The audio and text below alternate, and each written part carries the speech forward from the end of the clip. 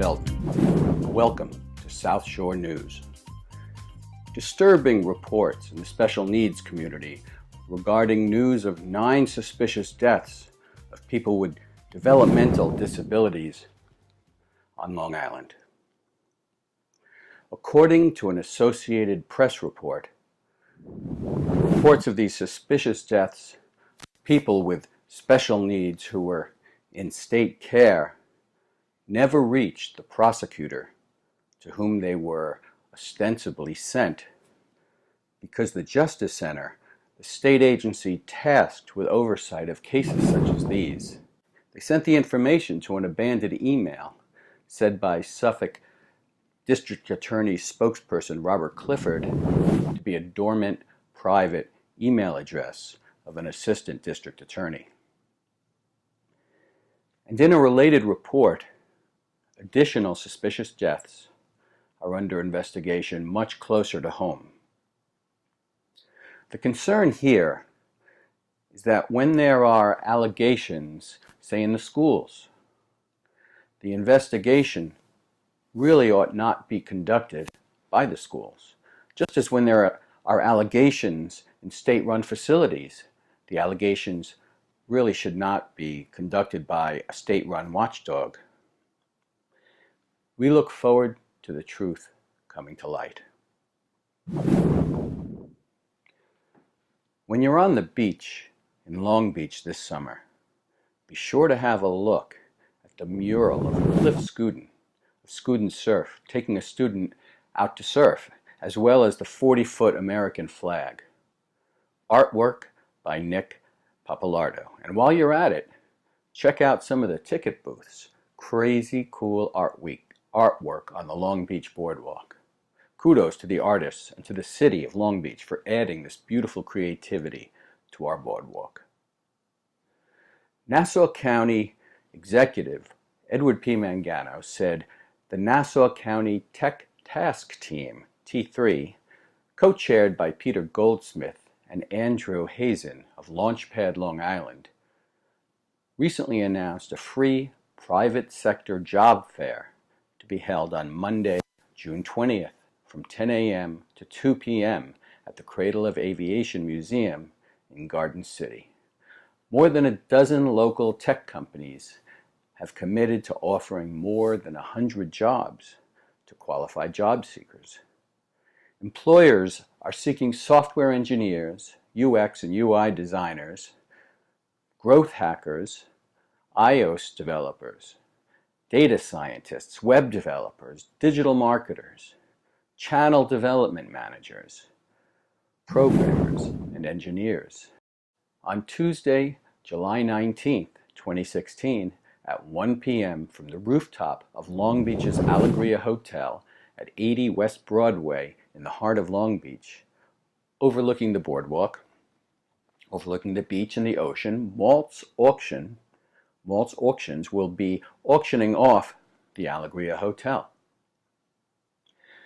The new owner will have the option of retaining Highgate Hotels, which has been managing the Alegria since April of this year. The Alegria, which is centrally located on the Long Beach Boardwalk, boasts conference and wine rooms, a 3,000 square foot grand ballroom, and a 4,600 square foot indoor penthouse and adjoining outdoor rooftop with pool.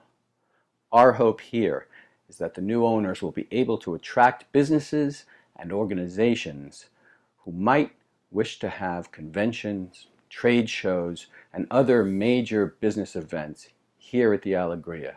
Or if their events are in New York City, they might steer participants and attendees to this beautiful beachside resort. Why not? Last week, the Long Beach Democratic Party announced that Joe Brand would be the new Democratic leader of Long Beach. Joe has been a pillar in the Long Beach community for decades. As the recreation center's commissioner, as a restaurant owner, a hockey lover, a coach, a guy I used to work out with 30 years ago, and now a party leader. A gentleman who loves our city. We're sure Joe will be an asset to us all. We continue to think of and to pray for the victims of the hate and terror that recently took place in Orlando. We stand with and support our LGBT citizens, our Latino citizens, and anyone who was a victim of this senseless violence.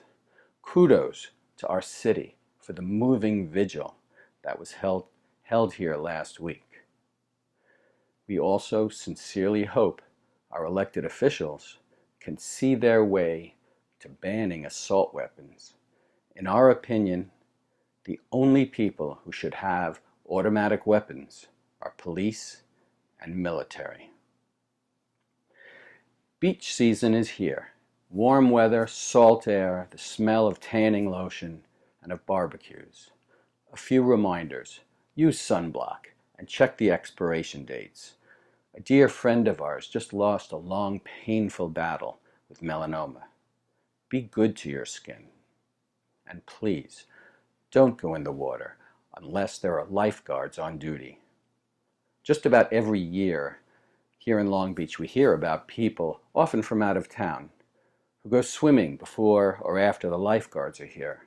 They get caught in rip currents and they drown. Be safe, people. No lifeguards, no swimming, no kidding. You may have seen the subject of this next story, retired Marine Sergeant Luis Ramachi, on several of the Waterfront Warriors' visits these last few years.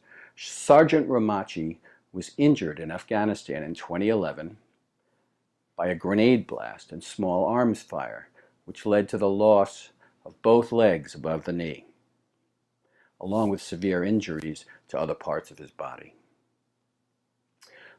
Luis and his wife Cynthia, also a Marine, who has been part of his care, have been patiently waiting for a modified home that would allow Sergeant Ramachi to live his life with as much normalcy as possible.